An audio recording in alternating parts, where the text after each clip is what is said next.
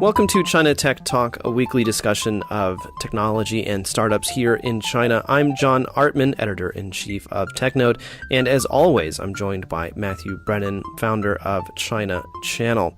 And this week we're talking with Bernard Leong, who is the host of Analyse Asia, and he also works at Singapore Post, or sometimes referred to as Singpost, which is one of Singapore's largest logistics companies. And Bernard has a really interesting background.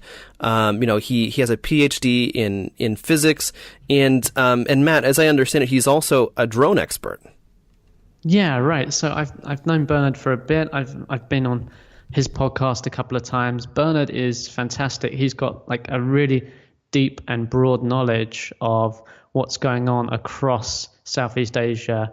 And that's what we're talking to him about today. His podcast is fantastic, and we'll talk about it at the end. If any listeners want to follow that, I'd strongly recommend it. And what he can bring to the table here, and why we've got him on, is that he follows how the Chinese companies are moving into this key new. It's not even new anymore, but it's a key battleground globally of the Southeast Asian region. And it's moving extremely fast. There's big deals going on, and we're looking at it. We're covering it very broadly, actually, I think. Probably, I would like to have Bernard on again, maybe in the future, and go a bit, into one or two of these areas in a bit more detail. Yeah, definitely. Because there's so much going on. I mean, we're really talking about across all of the tech giants here. What's their strategy? How are they moving into this new region? Who are they partnering with? What are the deals that are being done, and why? And Bernard's got like amazing insights into what's going on. He's really, he's deeply involved in some of these deals. Well, exactly. I mean, Alibaba is a major investor in Singpost, which Bernard reminds us of very, very early on in the episode. But I think that's one of those things, because he's seeing all of this firsthand. Like his hands, he's getting his hands dirty with all of this, and so because of that, his perspective is very, very unique. But yeah, as Matt, as you said, I mean, we talked about a lot, and certainly we're going to be getting Bernard on again sometime in the future to go a little bit deeper on some of these specific verticals, and in particular, e-commerce and mobile payments, two areas where Alibaba and Tencent are gaining a lot of traction in the area. Yeah, and when we look at this on a high level, this is really where the rubber meets the road in terms of the US tech giants and the China tech giants fighting it out on a global stage. Exactly. So without further ado, we give you Bernard Leong.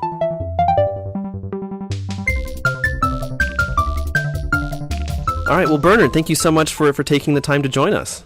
Thank you for the invitation to come on Tech Talk China. Very honored to do so. I'm Bernard Leong, and I'm the founder of Analyse Asia podcast.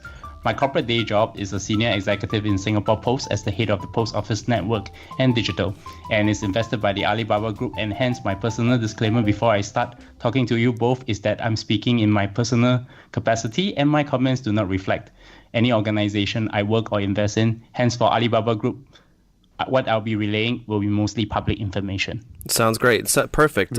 So Bernard, before we get into the real meat of the discussion, you're based in Singapore, but what we're talking about today is very China focused. So tell us, what's your China story? Well, I have been a keen observer of the China internet and mobile ecosystem, and through Analyse Asia, I've interviewed many people from China. I think Matthew has been on my show, and John, you're always welcome to be on. I've also been doing a lot of testing with China mobile apps, particularly WeChat, Alipay, and I've been trying to see how some of these UI can actually be mapped into Southeast Asia tech ecosystem as well. And I've visited China many, many times, and been to TechCrunch Beijing conference before as well. So that's my China story, if you ask me. Well, that's great. So how often do you get a chance to come over here? I think it's about once a year. The last time I've been here was actually to Hangzhou to visit the Alibaba headquarters, to meet with people from AliCloud and Alipay. And boy, what a amazing experience I have going through every place without spending a single Chinese yuan, or renminbi we call it. And I speak Mandarin, by the way. Yeah, I was gonna ask, and so a lot of Singaporeans can trace their heritage back actually to China. I mean, have you done that? Do you know kind of where you're from in general? Yes, my family came from Guangzhou, which is the south of China, and we have a family home, and we still trace our genealogy back then. I came from a very traditional Chinese family. Actually, I learned Chinese calligraphy before I hold the English pen, and I'm pretty well versed in most of the Tang and Song dynasty poetry, and also read up many of the Chinese books.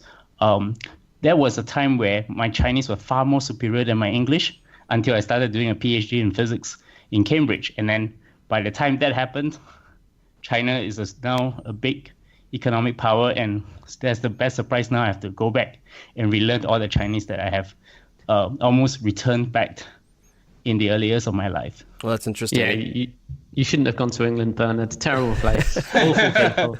Bernard, you're an expert in this area. You're based in Singapore, and it's a really, really broad region, very diverse. And we focus on Chinese tech companies. So if you could just give us, the broad strokes of which countries in general in this region that Chinese companies, tech companies are focusing on and why, and some insights into the reasons and the factors, whether that's political, social, economic, of why they're focusing on those particular areas. Maybe to give an overview to start off, most Chinese companies have been focusing on building their regional headquarters in Singapore, starting in the late part of the year 2000s, somewhere between 2005 to 2006, with Huawei and Lenovo, similar to most US and European companies. Subsequently, using Singapore as a beachhead because it's a very small market of 5 million people, they start to move across the fragmented markets into Southeast Asia, which that would include Indonesia, Malaysia, Vietnam, Thailand, Philippines, etc. For the BAT, they have been in Singapore since 2012 by building up the regional HQ and have been very patient with this market. So most people will think that it's mainly Alibaba and Tencent, but Baidu was actually the first to come into the region. Baidu came into 2002 with building a research center with the Institute of Infocom Research, or we call I2R, under the Agency of Science, Technology and Research, A*STAR, Singapore. So they have not done much since then, except trialing a wallet service in Thailand. By 2015, you actually have Xiaomi entering the region with their Mi phones and doing flash sales in different parts of Southeast Asia that include Singapore, Malaysia, Indonesia, and then to India. In the ride-sharing space, of course, this year, Didi has partnered with Grab and is also an investor. Until 2017, Ofo and Mobike are actually in town with their bicycle sharing, again starting from Singapore. So lately, the regional markets actually have been of greater interest to the Chinese companies. Most Southeast Asia countries are very friendly to the US and now Chinese technology companies. Hence, the direct route is usually for them to go to Malaysia, Thailand, Indonesia, and Philippines. Everywhere else in Southeast Asia is secondary. So those are the big ones population-wise, right? Once you use Singapore's the beachhead because of the infrastructure and I imagine the legal infrastructure and the development there. But then they're moving in the second stages to move into the larger population markets, broadly speaking, right? I can actually give you an overview about Southeast Asia. First of all, Southeast Asia is a diverse region with the following nations: Vietnam, Laos, Cambodia, Thailand, Myanmar, Indonesia, Malaysia, Singapore, Philippines, East Timor, and Brunei. So the total population stands at about 597 million people, with Indonesia having about a total of 258 million people spread across the archipelago of islands, followed by Philippines, which is about 102 million. So these are the two largest population states. The economy is actually at different stages. The region is fragmented with different countries that are at different stages of their development. For example, we have a very developed market like Singapore that's similar to any city in the US like New York, San Francisco, or in the Europe, which is like London, Paris. Emerging economies like Indonesia, which is very similar to Brazil, China, or India. And then you have frontier economies, which is like Myanmar, we have just opened up. The political situations are also very different across the region and are less volatile today and vary from country to country. I'm sure Thailand is currently being run under military leadership, and Myanmar has transitioned to civil leadership with the famous Aung San Suu Kyi. and has gone from something like 300K to 30 million smartphones from 2014 to today. And lately, there's been some change in the political scene in Southeast Asia. Most political leaders in Southeast Asia, for example, Najib in Malaysia, Jokowi in Indonesia, and Duterte in Philippines, are now very pro-China rather than they are pro-US traditionally. Yeah. So having gone the financial crisis that happened in 1997, the economic growth situation around the region has actually recently been invigorated by the entry of Chinese government and money. The major economies are actually agriculture, for example, Indonesia and Thailand, while some cities such as Kuala Lumpur, Jakarta, and Singapore are actually business centers for the region, with Singapore being the most stable financial center. Typically, most investments are now done in Singapore's jurisdiction, with the companies in Indonesia or Malaysia registered in Singapore for two reasons. Singapore has zero capital gains tax. Even for India unicorns like Paytm and Flipkart, they are registered in Singapore. And Singapore respects intellectual property and have a free trade agreement with the US. So the region has actually grouped themselves into an association called ASEAN. So when you hear the word ASEAN, which is Association of Southeast Asian Nations, it's synonymous with Southeast Asia. So they are hoping to work out an economic free trade zone, which is very similar to the European Union. And then when you take a look at the market, based on the Temasek and Google report in 2016, they projected about a 200 billion economy by 2025 with e-commerce, based on the existing internet users of 260 million that will grow to 480 million by 2020. So the three fastest growing areas in Southeast Asia now is e-commerce, with a 32% of CAGR, CAGR we call it. Online media is about 18%, travel is about 15% CAGR. So the three factors driving this growth actually is very simple. You have a young population with 70% under the age of 40. And the second is that there's a lack of big box retail. As a comparison, just to think about this, is Southeast Asia retail stores is about per capita is about 1/3 of the US. And of course, rapidly growing middle class, particularly in Indonesia and Philippines. Sounds very much like China in the year 1990s to 2000, right? Yeah, yeah, that's one of the things that it seems like that one of the bigger trends here. Whenever I hear people in China talk about Southeast Asia, one of the things they almost always mention is that Southeast Asia is like China 10 years ago. And as you just said, I mean, 70% of the population are under 40 years old, and so you look at a lot of the economic growth, and especially the growth in consumption in China, and a lot of that has been what economists call the demographic dividend. And so you have a bunch of young people becoming middle class, becoming more affluent, and so of course they're going to be looking for ways to spend that money. So the infrastructure piece in Southeast Asia is very interesting now. So it varies from country to country, but it's largely underdeveloped based on the landmass and population demographic. So with the upcoming One Belt, One Road initiative and the Asia Infrastructure Investment Bank, so China will actually transform this region with a lot of logistics connectivity and will greatly improve the supply chain, whether it's in the transportation and logistics industry. So the One Belt, One Road actually affects the entire region because Chinese is actually building ports in Malaysia, Pakistan, and potentially in Thailand and Philippines. But even though these infrastructures are in place, some things like payment infrastructure is actually not so good because each country has its own national payment gateway. For example, Singapore has NETS, which Alibaba route through with Alipay. As for the investment side, investors in Southeast Asia generally favored sustainable business profitability over growth, and hence a lot of local startups actually find it very hard to scale, with a very few exceptions such as Grab and Gojek, for example. Yeah, interesting. Very interesting. You've given us a broad picture of the entire region there, but I touched on a lot of different factors. Let's focus on a couple of specific industries, perhaps. We'll start with handset manufacturers. Sure. There's a lot of big brands, Chinese brands in this area: Huawei, Oppo, Vivo. How are these guys doing? I know what I've seen on the ground, but tell us what you're seeing. So the results are very varied. The key brands which we know are actually doing well are currently Oppo and Vivo, Xiaomi, Huawei, and Lenovo. But they're still miles away against Samsung in the emerging and frontier markets and Apple in the developed markets. In the growing emerging markets, I would say Oppo is now number 2 in Indonesia and Vietnam. Huawei's P8 is now the hottest phone in Myanmar. And based on just looking at smartphone generation by using like there's actually less than 5% now in 2.5G, but it's split between 40% 3G and 45% to 4G. So what it's saying is that a lot of these countries have actually leaped into the 4G.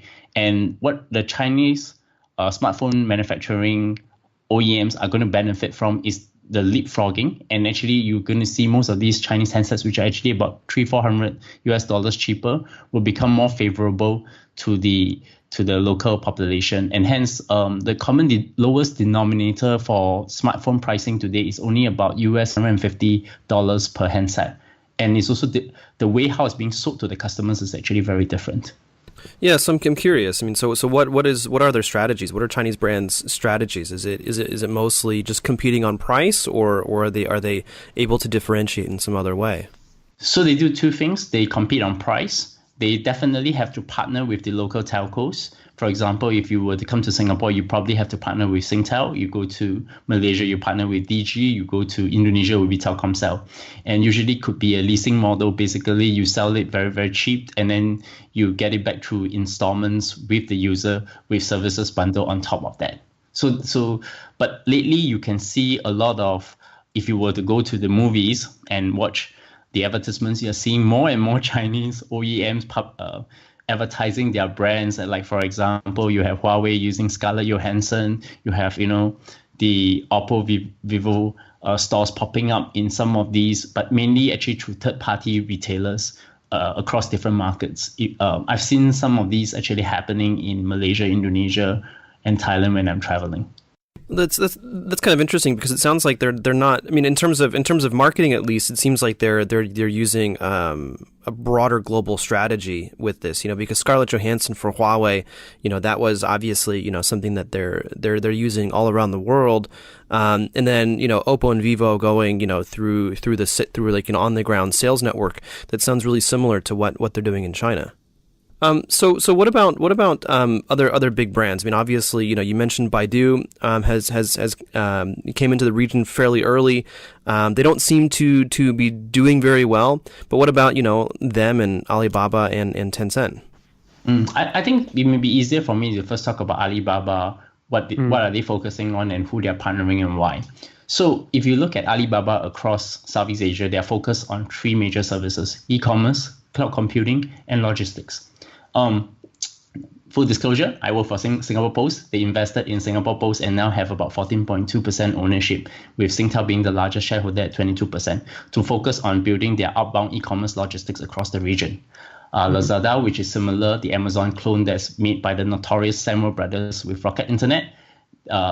With Alibaba's acquisition, Alibaba have acquired in early 2016. They have invested $1 billion in April 2016 at a valuation of US $1.5 billion, almost getting 75% ownership, and then subsequently injected recently this year at $1 billion at a valuation of 3.15 valuation. So making them actually now the largest controlling shareholders of Lazada. They have also done a lot of work in helping Lazada to achieve operational efficiency, things that they have done in China that have made them very successful. The only people who actually kept the remaining stock in the Lazada is actually the sovereign wealth fund Temasek Holdings in Singapore, which is pretty well known across the world, and the Lazada management team. So do note that one thing, Temasek and the Government Investment Corporation of Singapore, otherwise known as GIC, are institutional investors to Alibaba, who actually bought out about 10 billion worth of shares from SoftBank last year. So there's actually a government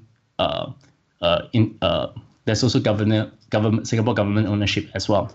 Lazada has actually bought out RedMart, the local e-commerce that focus on fresh foods, and they're rapidly growing that side of the business with more coverage in Singapore. You can actually see that the logistics is growing. But there is also a recent a lot of attention brought into Malaysia and Indonesia. In Malaysia, they're building a logistics hub near Kuala Lumpur and linking it to Hangzhou through the One Belt One Road, providing Ali Cloud support to Malaysia to support small, medium businesses and integrating the path from Malaysia to Singapore.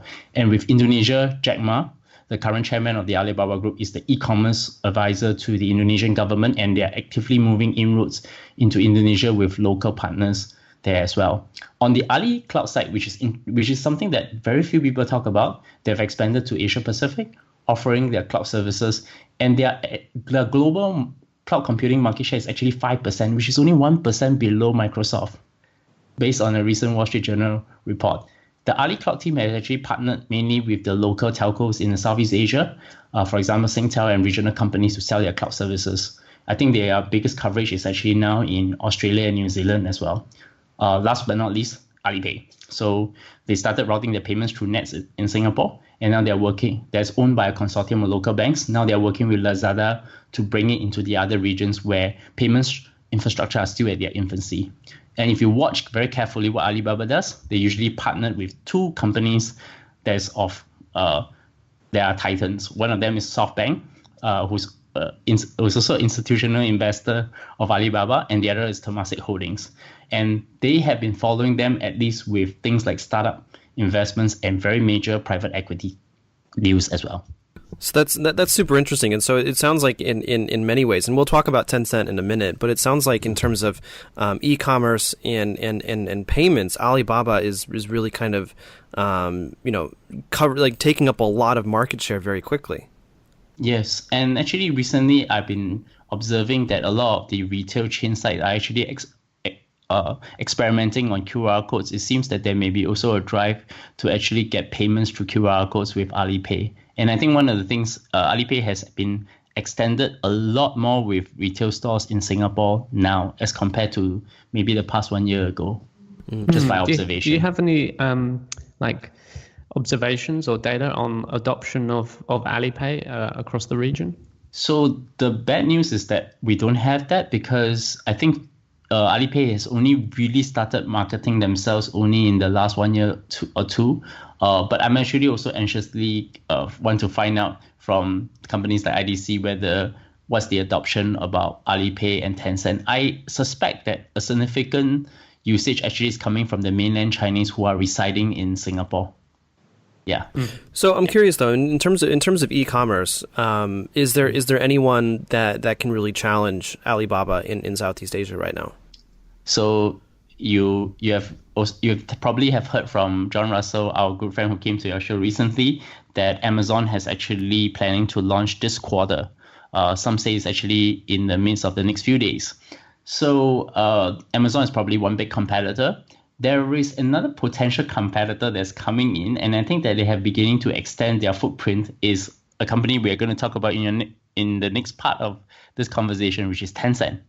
And Tencent have actually recently entered into this region with also a lot of investment, and I think they are also planning part of their expansion focus is also on e-commerce as well.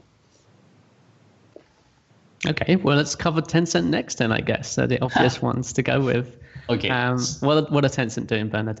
Okay, so I'm going to start off by making one disclaimer. I've listened to your last episode with John Russell. He spent a lot of significant time on one of your recent episodes talking about Tencent's influence in India. So I'm not going to elaborate on that.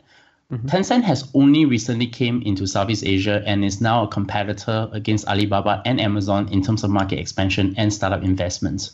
They have invested in messaging apps that is similar to their WeChat app, for example, KakaoTalk in South Korea, Line in Japan, Hike in India, and they're partnered with their largest institutional investor, the Naspers Group, which is a South African media group that has actually been influential in Southeast Asia, but very low key. Just to give you some sense of what Naspers have done, Naspers have invested in a Bitcoin blockchain company called Coins.ph.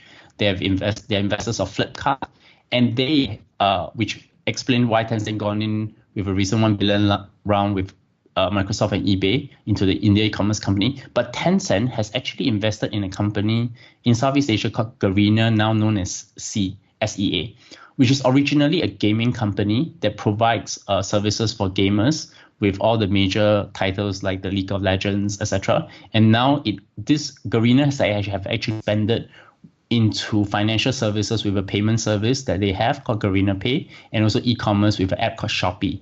And it's actually another potential integration point for Tencent. And by the way, Garena is planning to file for public IPO in either, I think it's New York Stock Exchange this year. So it is very likely that with Tencent's also recent investment with Gojek, where they injected 500 million USD into Indonesia, they maybe want to plan to find a way to integrate WeChat with Gojek, or they bring JD or Dingdong soon into this competitive e-commerce landscape as well.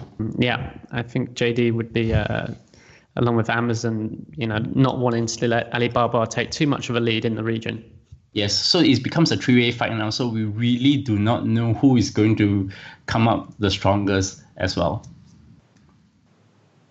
So what do you think about this? So when we talk about Chinese tech companies, I know you've also mentioned Baidu.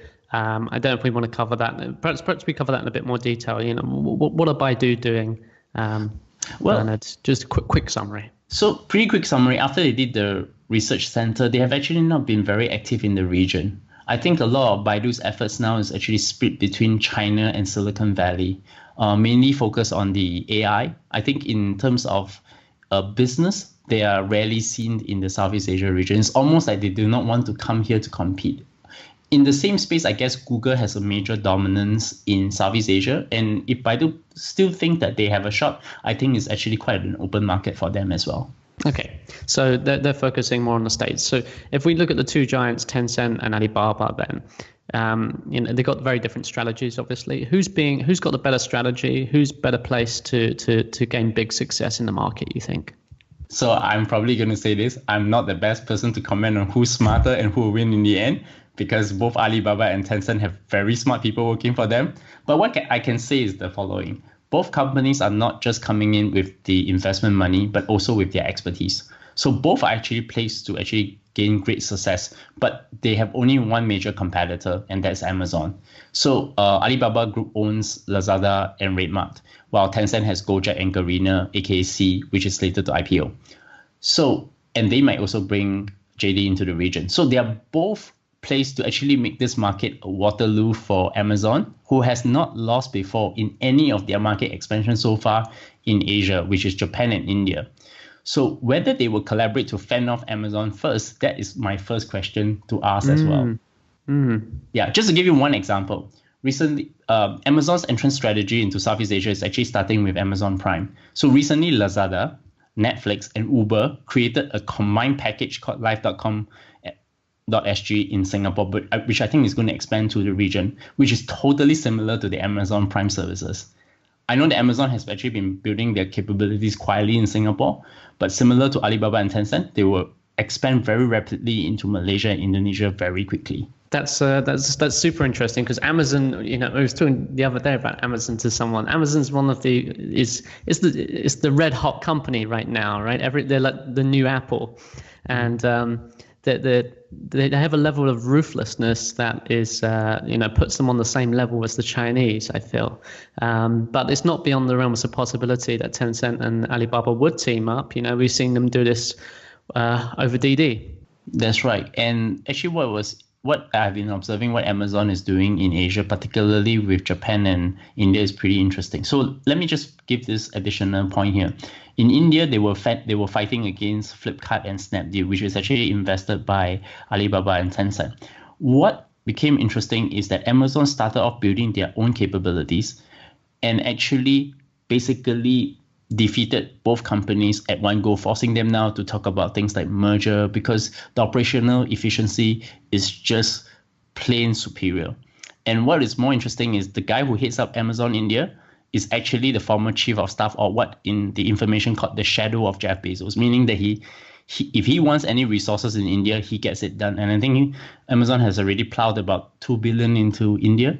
And I think they're probably going to be bringing another $1 billion into the Southeast Asia region. So as I have observed, even with Japan, how they have clobbered Rakuten, which is the largest e-commerce marketplace for Japan, it seems that Amazon seems to be unstoppable. So maybe Southeast Asia is this new battleground that actually we could see a real title challenge of who is going to be the king of the hill in e-commerce. Right. I mean, the Chinese companies have the advantage that I think it's a market that's very close, physically close, but also close in terms of the user habits, and as we've already mentioned, being quite similar to China, 5-10 years ago. But then Amazon just seems to be this unstoppable train right now that nobody can get in the way of their strategies. Yeah, I think I could definitely see them teaming up. I think the Chinese companies are incredibly practical, right? And the echoes of what happened, Uber with the ride sharing thing, it's the same thing almost. The Uber is a very aggressive American company, and so there's a clear precedent here. So I guess, I mean, one of the interesting things, and so looking at, why Chinese companies are moving into the Southeast Asian market so quickly and aggressively. I mean, do you think it is? I mean, obviously geography is there, the market is there, but what about culture? Are they successful in part because of a shared cultural background? My perspective is actually slightly different. Not so much about culture, is that it's a very open market to the US and Chinese companies, similar to India, where people are very friendly to technologies from US and China. In fact, this is the market that's more of a fast following type than an innovator if you compare against the Northeast Asia countries such as Japan and Korea, which are nationalistic but have better innovation capabilities. So to give you an example, what people do not know that when Facebook was still a nascent company, their second largest growth was actually from Southeast Asia and not Europe. Most Southeast Asia countries might have different cultural values, and there's also a significant group of overseas Chinese who are living in these countries. They have a shared history only with mainland China in the older generation of people, probably my fathers, my grandfathers, but less for the current generation who do not view China the same way as my forefathers do. And they are very greatly influenced by the US media. But where I thought is interesting that the Chinese actually leading currently in Southeast Asia is actually in the fintech space, with the adoption of things like QR codes, with the adoption things like WeChat, mobile wallets, Didi Kuaidi, right, and Ofo Mobile, because it seems that these innovations are coming faster to the region as compared to the US innovations. This is something that I think is only shifting in the last 1-2 years, which I have not seen before happening in the region. We usually wait for the latest hype coming from the US, but very rarely now. Actually, now we're seeing a lot more hype coming from China.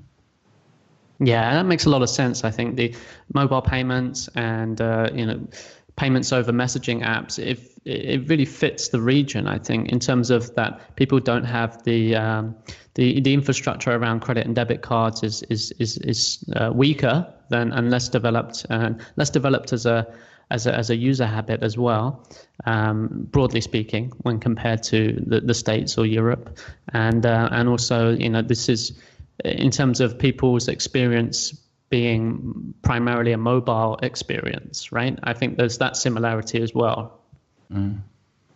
Whereas a lot of people in Southeast Asia would not be experiencing the internet from a laptop or from a desktop. Their first experience would also be from mobile, and this is something that sets China apart from the States quite clearly. And it's a kind of shared experience between these two regions. Yeah, that's a really good point. In particular, with the differences in the way that people and their habits and things like that. But Bernard, I'm curious, and so we talked about culture, but what about regulation? You mentioned that in general, the people living in this region are very welcoming to Chinese companies and the products that they're providing. But what about the governments? Are they, in terms of regulation, in terms of policy, are they fairly welcoming as well? I thought you were going to have this question. So at the moment, it's pretty interesting. So one of the things that many governments are having dispute with China is actually on the South China Sea, that across nations in Southeast Asia. You hear it from the Western media, you hear it from the Chinese media. But for the regulation side, each country regulation differs pretty significantly, but one of the things that's pretty common is that a lot of countries lately have actually starting to relax their regulation on foreign ownership. So for example, Indonesia today only allowed 51% to be owned by local and 49% foreign if you buy into any company there.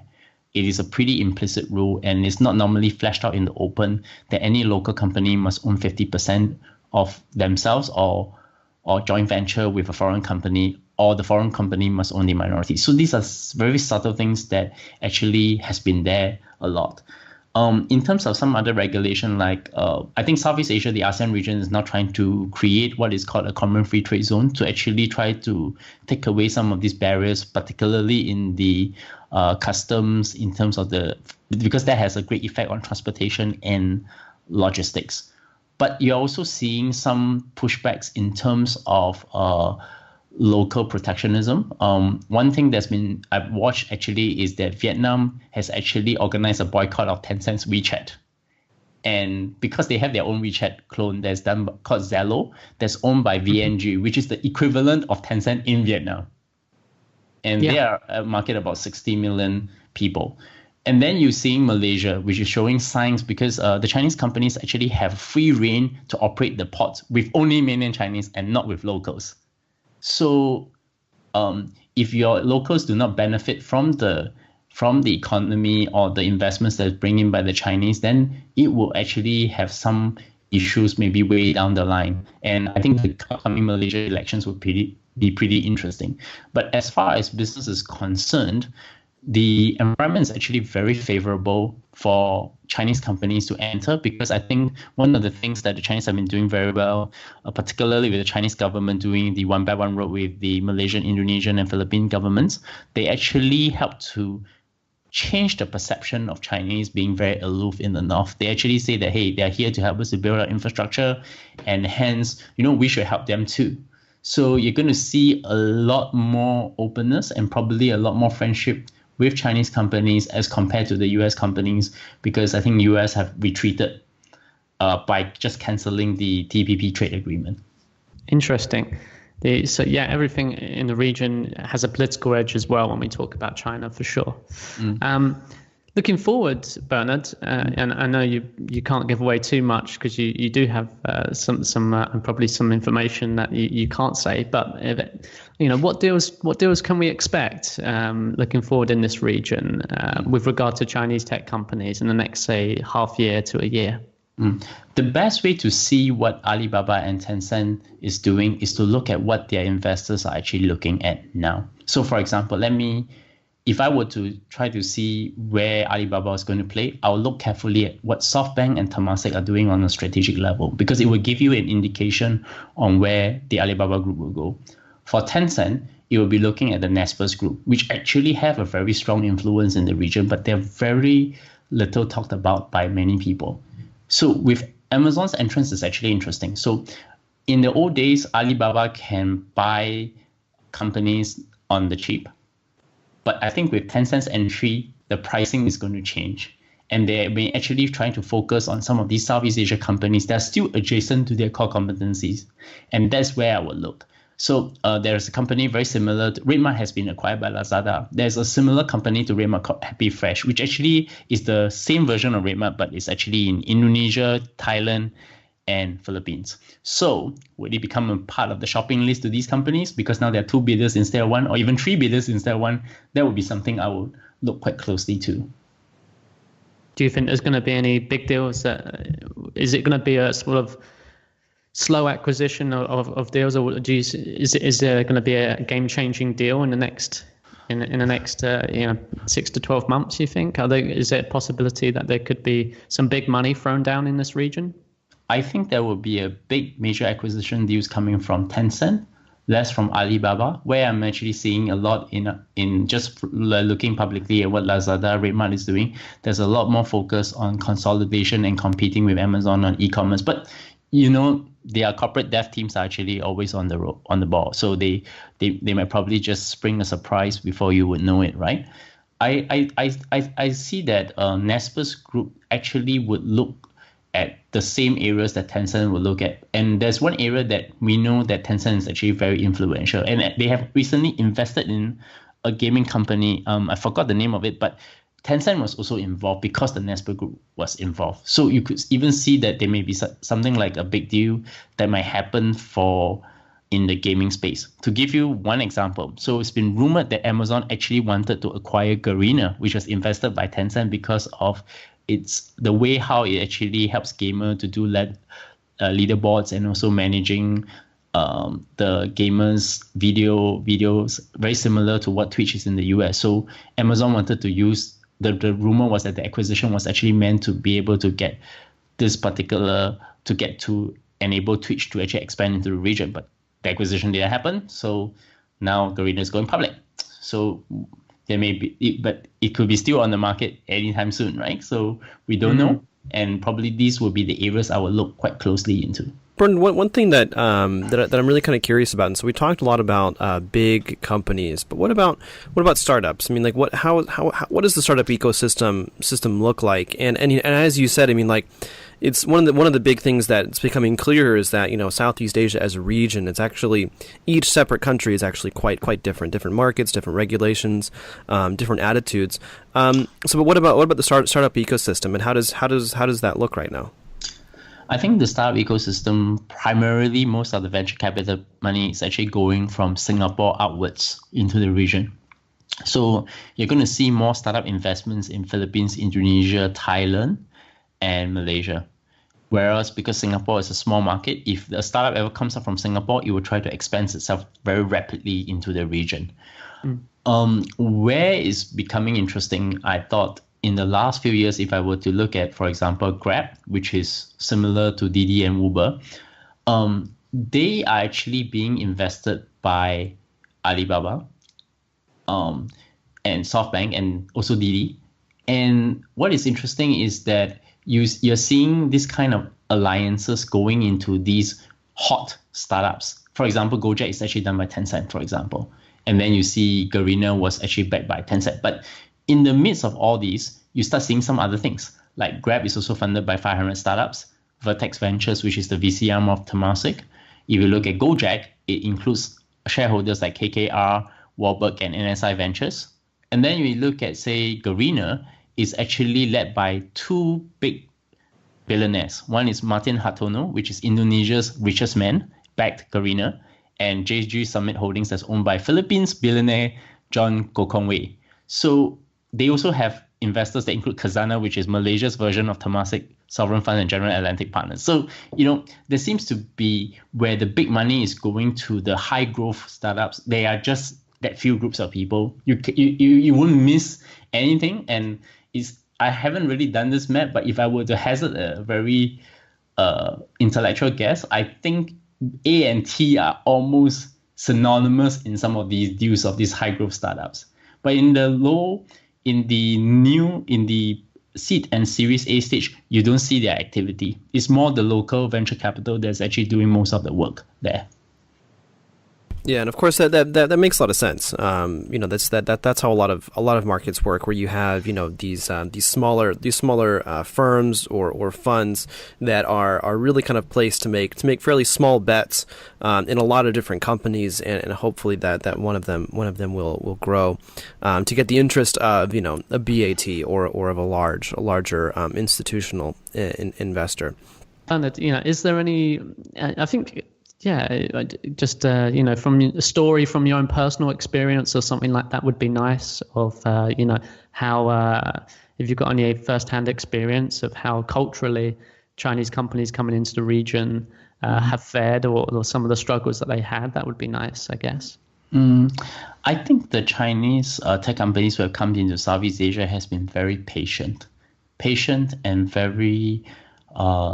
They have actually spent a lot of time understanding the market and localize their services towards the market. I think one of the things that seems to be becoming clearer to me is that for expanding into Southeast Asia, they prefer buy versus build. I'll just tell you a pretty interesting story. Is that a lot of, whether it's Alibaba or Tencent, they have actually helped invigorate the region, because it's no longer just the US companies actually entering into this market. There's also the Chinese companies as well. So it's actually a very exciting time for us here, partially because, and we are beginning to actually, reading TechNote or ChinaChannel.co to find out what these Chinese companies are doing up their lane, right? So right. It's the same back here, where people from China are also interested in what the BAT is actually doing in this region, given that there's so much. And in this region, it's truly a battle against external, because I think China competition is very intense, right? But now they're in the world where they're fighting against the world competitors like, Amazon's, your Google's, your Facebook.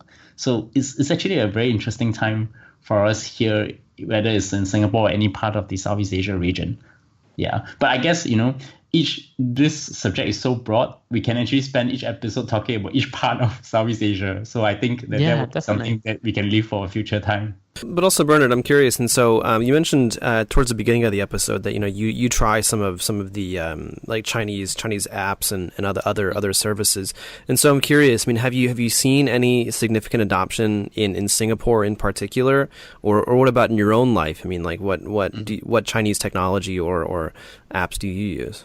So one of the banks in Singapore, DBS, which is the Developmental Bank of Singapore, have done a major successful digital transformation. And they took a lot of inspiration from Tencent and Alibaba. And the CEO's Piyush Gupta made this comment and said that our competitor is not the other banks, but actually is tech companies like Google, Alibaba, or Tencent. And they successfully developed this digital bank concept that actually they have signed up 1 million users in India. And I think they're now expanding into Indonesia, which all the banking tools for this digital bank is actually done on a mobile app. And they are able to do banking overseas from Singapore, Indonesia, and India.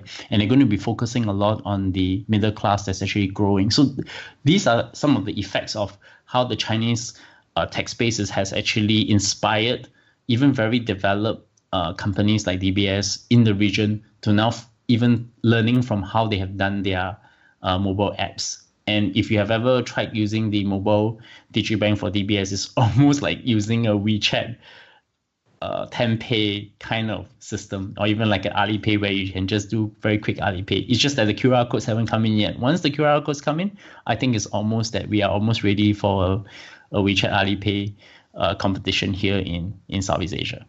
So I guess so basically what you're saying is that WeChat and these types of products, they're not ubiquitous necessarily just yet in particular in Singapore. Particularly for me, I have to turn on the Chinese version in order to get WeChat's full capability. But if I were to just use it as an English version, it doesn't have the full capabilities of what I can use in China. Sure. When we talk about messaging, I think what's really interesting is that you can see clearly across Asia, you've got this fragmentation where you have WeChat in China, you have KakaoTalk in South Korea, Line in Japan, and also Thailand, right? And Taiwan, and a little bit in Indonesia. And then we mentioned earlier in Vietnam, they have their local, am I saying it right? Zalo or Zalo? Yeah. I'm probably saying it incorrectly, but I did actually use it when I was there. But we don't see that in the rest of the region, really. When you go into I don't see there's any other like champions. It seems to be more sort of Facebook dominated, broadly speaking, across the rest of the region. So I find that really, really interesting. Of why is that? Why is the American companies being able to take some markets and not the others? So as I mentioned, right, they're very friendly to the US technology. So WhatsApp, which is part of Facebook portfolio, is actually what is dominating with the emerging markets. And there's one question I always like to ask people who work with Facebook, and I think they never give me an answer, is that why wouldn't WhatsApp clone WeChat? Because with the same features, they could easily dominate the entire Southeast Asia, but instead they just allow things to fester. And now, if I were to be pretty honest, a lot of my friends on WeChat, 50% are coming from the US, Europe, and Asia.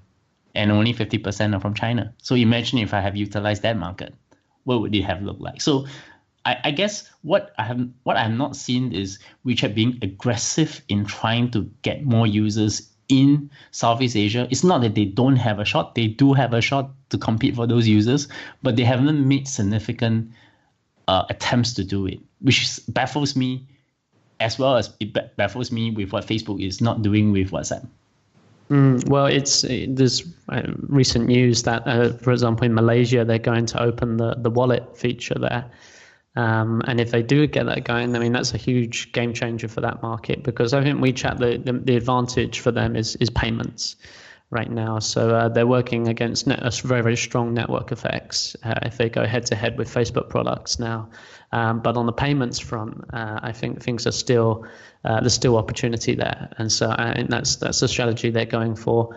But to make that work in a sort of peer-to-peer transactions with Lucky Money and things like that, which is what's really taken off in China, they have to get it through a lot of red tape. in terms of the working with the local institutions. But it seems Malaysia that they're actually going for it. Yeah, and same thing in if I remember correctly, it was in I'll have to go back and look, but we ran a story about something similar where there's a startup in actually creating a platform for local merchants to easily use both Alipay and WeChat, and so it seems that even on the ground there already is that in for mobile payments, and it's actually kind of interesting because you look at one of the big weaknesses for Facebook right now is that they don't really have mobile payments, and they are rumored to be looking into it. And so it is kind of interesting to see that on the one hand, WeChat, they're as you say, Matt, they're very smartly, they're not going to compete against Facebook in terms of social, but they might just end up winning if they can get people to convert via mobile payments. Yeah, that's sure. Right. When you see it on the ground here. I'm actually in Thailand today, and wherever I go, I always look on the subway and stuff and watch how people use their phones. I find it fascinating. Hopefully, it's not too creepy. Here, people are addicted to Facebook. They're really addicted to Facebook. That's kind of obvious. But one thing I did notice, actually, was to diverge on a different topic, is that people are playing Honor of Kings here as well. That's right. I was quite surprised. I saw, Honor of Kings is in Thailand, and it's definitely got some got quite a user base, I think. Is it localized or is it in Thai? It must be, yeah. I didn't want to appear too, I can just tell what people are doing on their phones, right? I say, that's obviously Honor of Kings, that guy's playing there. But there is a local version here, it seems, and when there's been a lot of talk recently about Honor of Kings and the internationalization of the product as well, because they're definitely taking it to the US market and Europe and places like that. Yeah, but apparently it's going to be called Strike of King. Yes, that's right. This is they haven't done a good job of naming it, but that's a different discussion. I hope it's a working title. Yeah. We'll see. Well, Bernard, before we do close, can you just tell us a little bit about where people can find you? You can find me at my Twitter, BLeongCW, at BLEONGCW, or you can find me with my podcast, Analyse Asia, ANALYSE.Asia. And of course, John, you're always welcome to come on my show. And Matthew, I will definitely get you another time on this. Good stuff. Sounds great. Well, Bernard, thanks again so much for taking the time to join us. It was a very interesting conversation. And to our listeners, if you enjoyed this podcast, please, if you could leave us a review on iTunes, or press that star button on Overcast, or recommend us through Pocket Casts. We would really appreciate it, and it's a great way to show your support.